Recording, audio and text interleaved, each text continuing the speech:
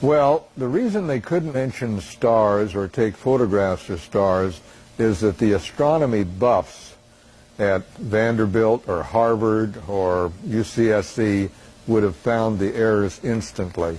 His friend, the person who spoke with him here. Right. Do you want me to mention him by name? I think so. Okay, why not? Yeah.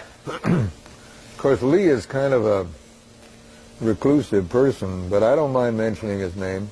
We can. We can't live forever. All right. Ready? Yeah. James Irwin was the command pilot on Apollo 15. James, after his return from the moon, became a born-again Christian. At one point, he came to Nashville, Tennessee, to give a lecture on Christianity and his conversion there, too. And at that time, he met a local Nashville resident by the name of Lee Galvani. Well, Lee implored James Irwin to confess, to tell the truth about the Apollo hoax, of which Lee was convinced.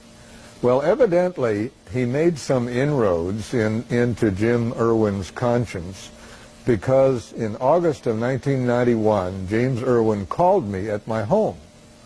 And he said, I understand you've written a book called We Never Went to the Moon.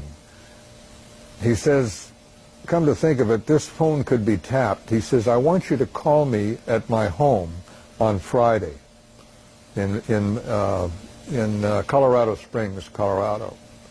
So I said, okay, Jim, I'll call you. And he gave me his home phone number. Well, when I called him on Friday, James Irwin was dead. He had died of a heart attack.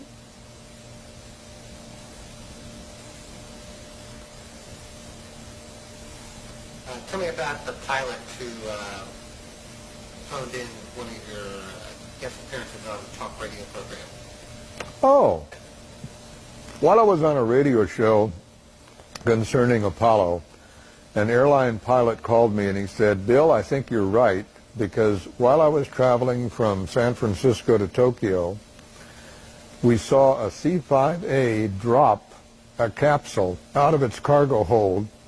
The three orange parachutes opened, and it descended toward the ocean.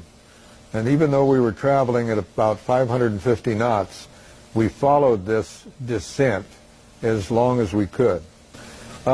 When the command capsule returns to Earth, the atmosphere causes it to become red hot due to friction at high speed. Well, when a command capsule strikes an ocean, which is about 50 degrees Fahrenheit, this red-hot capsule should have turned a large volume of seawater into steam instantly, just like when you pour water into a hot pot on the stove, it's called flashing into steam. But in all of the photographs showing the capsule hitting the water, there's no indication whatsoever of any steam, of any indication that the capsule was really red hot. On December 7th, 1975, I was invited to discuss my book at radio station KOME in San Jose, California. The moderator or talk show host was Victor Bach. About halfway through the broadcast, the engineer came into the control room, or the room where we were giving our information, and he said, "We're off the air." Subsequent investigation indicated that someone in a helicopter had dropped napalm on the KOME transmitter in the Gilroy Hills, causing $250,000 worth of damage and effectively cutting off the station from the air for 3 days.